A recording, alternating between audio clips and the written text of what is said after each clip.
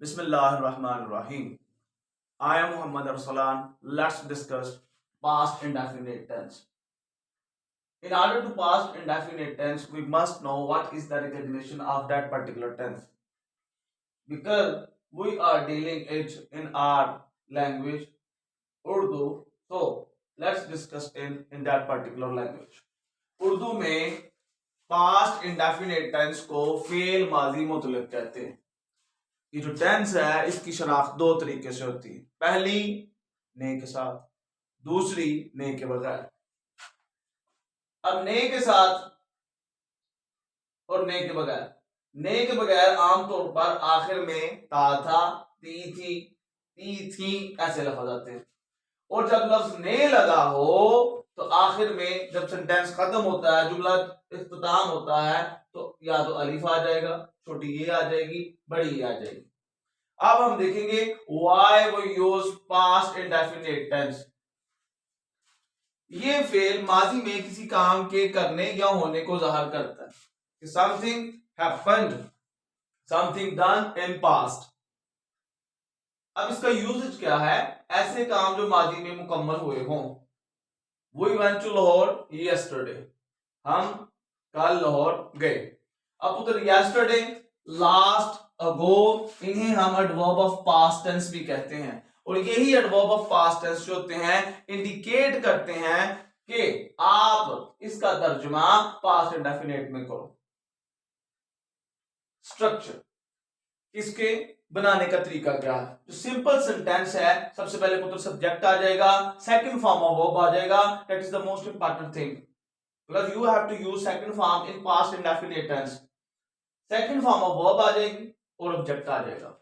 जुमला देखिएगा, लोगों ने बाग में जलसा किया। ने लग गया बच्चा, तो ये अलिफ हैंड पे आ गया, किया अलिफ। लोगों ने, द पीपल, होल्ड की second form held. The pupil hold a meeting in the garden. वो रोजाना शाम को हॉकी खेलते थे लग गया, ठीक हो गया। हमने पढ़ा ने के बगैर ता था, ती थी, ते थी, तो बच्चे ये थे लग गया, ने नहीं लगा हुआ।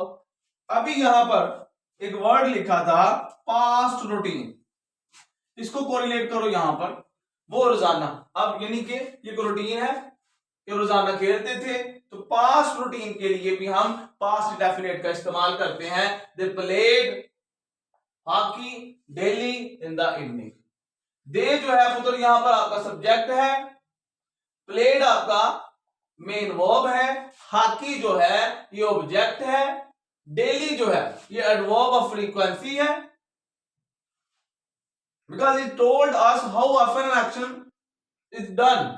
Adverb of frequency in preposition है, द आर्टिकल है, डेफिनेट आर्टिकल है, इवनिंग जो है ये आपका एडवर्ब ऑफ टाइम है, इन द इवनिंग ये आपकी फ्रेज है। फ्रेज के मतलब आपको इतना ये भी बताना जरूरी है, phrase is a group of word which have some meaning. So negative का structure subject, did not, first form of verb और ऑब्जेक्ट। उसने मेरी नसीहत पर अमल ना किया, he did not act upon my advice. Interrogative, सबसे पहले डिड आ जाएगा, फिर सब्जेक्ट आएगा, फर्स्ट फॉर्म ऑफ वर्ब और एंड पे ऑब्जेक्ट। क्या वो जो कुछ कमाता था खर्च कर देता था? Did he spend what he earned. जब आप जिस सेंटेंस में जुमला लिखते हैं और उसी टेंस में बात को जारी रखते हैं तो हम उसे कहते हैं पैरेलल स्ट्रक्चर। अब ये जो जुमला है पुत्र, इसे हम पैरेलल स्ट्रक्चर कहते हैं। आई होप आपको इसकी सही समझ आई होगी। May Allah almighty bless you with ultimate success, prosperity. Allah आप सबको खुश रखे। Thank you.